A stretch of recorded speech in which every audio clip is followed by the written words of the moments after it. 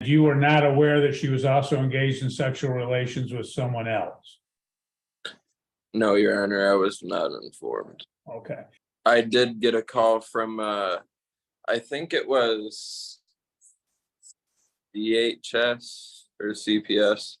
Somebody from there had stated that both of her children were taken away because of her being an unfit parent. Okay. Dean versus Christopher Rowe. So we're before the court pursuant to the motion by presumed father to determine child born out of wedlock. In this case, it was filed on or about March 16, 2023 by, again, the defendant in this particular matter.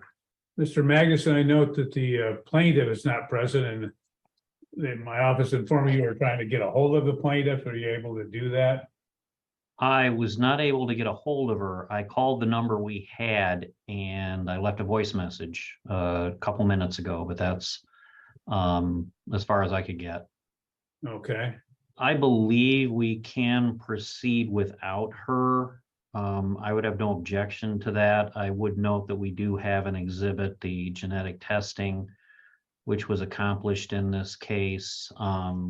I don't know if the court's in possession of that, but it's. I do have that. That's the report dated June 26, 2023, signed by Paya Kumar, PhD from DNA Diagnostic Center. Yes, Your Honor.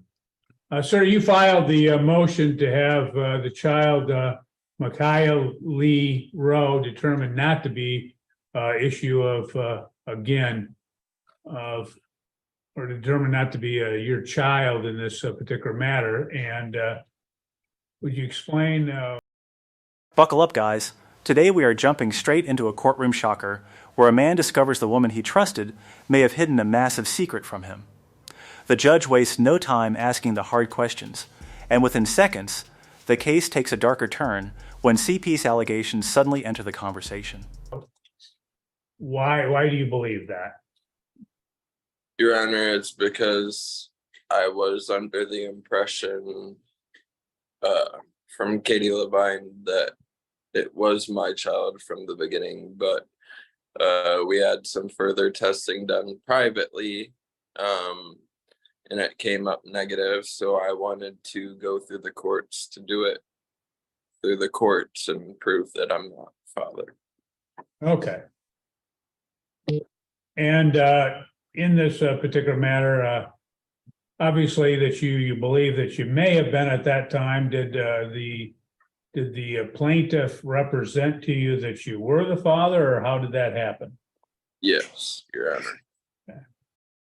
So clearly at that time, and during the time that the child would have been conceived, I don't have the date of birth.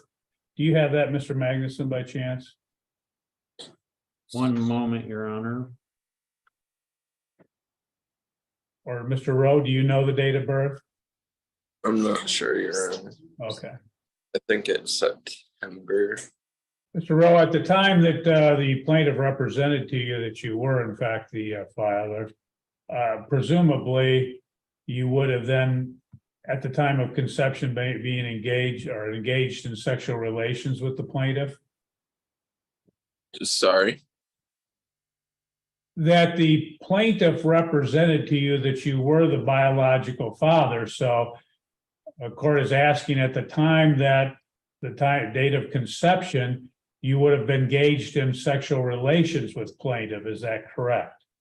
Yes. Okay. And you were not aware that she was also engaged in sexual relations with someone else? No, Your Honor, I was not informed. Okay. This hearing immediately feels suspicious because the mother at the center of the case never even shows up to defend herself. As the judge reviews official DNA evidence, the alleged father explains how private testing already shattered everything he believed about the child and his relationship. You put in your petition, your motion, that the alleged father is Tyler Ellis. How did you come to determine that Mr. Ellis was in fact the alleged father? Your Honor, it's because I ended up splitting up with Katie Levine about a year ago, and or a little over that, and she ended up telling me afterwards that she was talking to somebody else, and it was one person in specific, and I had gotten a hold of him, and he had known about this as well. Okay. So again, the plaintiff didn't inform you that you found out through another third party? No, Your Honor.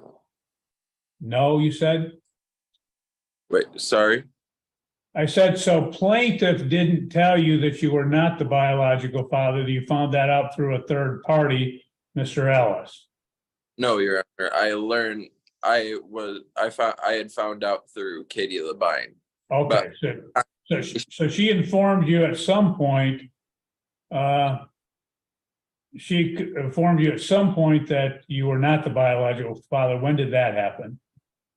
That was after I had split with her, Your Honor.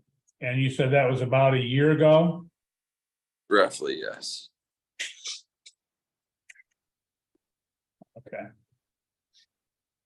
Mr. Magnuson, did you have the, you're able to look up the date? I do have the conception. We have in our records, the conception occurred on or about December of 2020. Okay. I do have the date of birth here if you need it. Okay, yep. September 23rd of 21, 9/23/21. Okay. Because this is where the betrayal really starts unfolding.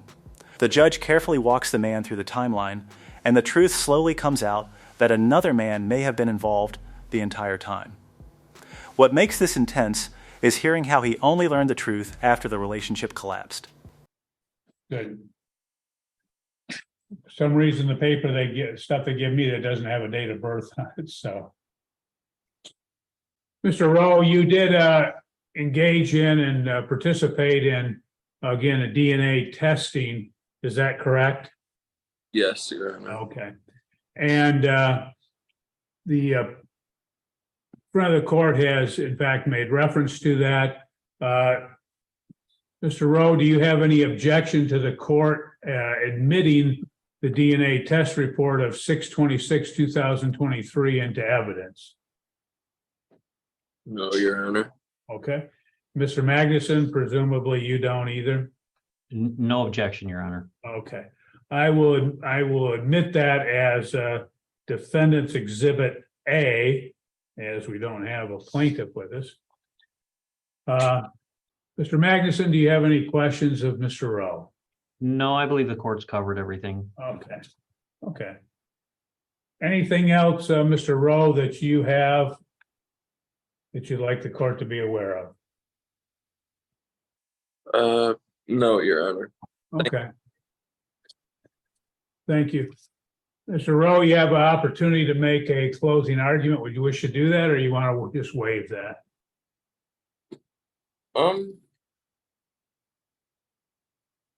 I would like to make a statement. Okay, go ahead. I did get a call from, I think it was DHS or CPS, just a couple weeks ago. And somebody from there had stated that both of her children were taken away because of her being an unfit parent. Okay, well, that's not. Now the courtroom shifts from emotional accusations to cold hard proof. The DNA results are officially entered into evidence, and neither side can challenge the science anymore. You can feel the tension completely change as the reality of the situation becomes unavoidable for everyone involved. Go into these proceedings, so that's Okay. go ahead. Anything else? No, sir. Okay. Mr. Magnuson, anything you have? Just briefly, Your Honor, while it's unfortunate that the plaintiff chose not to appear, I do think what's been presented to the court today does constitute clear and convincing evidence that the defendant is not the father of this child. I believe everything under the ROPA statute has been satisfied. The child is less than 3 years of age, certainly was when this matter was filed. I think all those boxes have been checked, and with the exhibit that's been admitted, I don't think there's any question about paternity. Okay. The court will make the following finding. I've heard the testimony of the defendant in this particular case. He's testified that at the time that the child was born, he was under the impression, and plaintiff represented to him, that he was the biological father, that it was only about a year after that when they separated that the plaintiff informed him he was not the biological father. He then proceeded with DNA testing, and that in fact confirmed that he was not the biological father, and admitted as defendant's exhibit A as the DNA test report dated 6/26/2023, signed by Paya Kumar, PhD, from the DNA Diagnostic Center, confirming that the defendant's probability of paternity is 0%. As a result, with that and the other testimony, the court is clearly convinced that he is not, in fact, the biological father, that in fact the child, in this case, Micaiah Lee Rowe, date of birth 9/20. Because just when it seems the case is almost over, another explosive statement hits the courtroom. The defendant suddenly claims CPs removed both children from the mother, adding even more controversy to an already messy case. Then the attorney steps in and pushes for a final ruling. 2021 is a child born out of wedlock, and that he is not the father in this matter. As a result, the court will make an order for that determination, and then I guess, Mr. Magnuson, you'll have to proceed against Mr. Ellis if you can get people to cooperate. Thank you, Your Honor. Okay, thank you. Mr. Rowe, the court will enter that order today.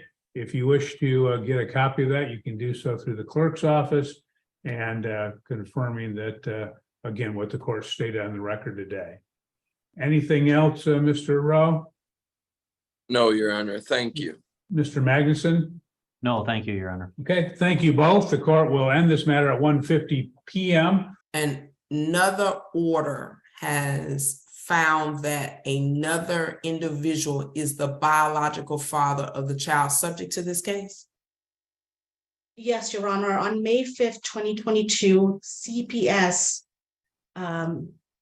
did an order in the same cause, establishing Ronnie Lee Clements as the father for the child, Michelle Vasquez, but there was a prior AOP, and we had done the initial order in 2012, establishing Mr. Ricardo Vasquez as the father.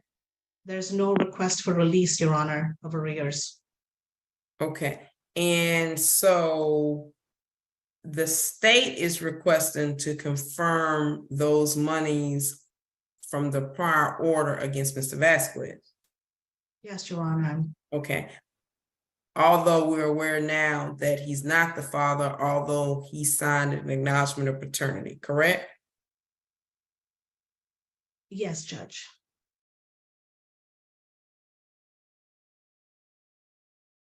This is the moment everything officially comes crashing down. The judge confirms the DNA results show a 0% chance of paternity and legally removes this man as the father. But then, the hearing takes one final unexpected twist with another shocking paternity issue involving a completely different man. If you enjoyed this breakdown, make sure to like the video, subscribe to the channel, and we'll see you in the next one.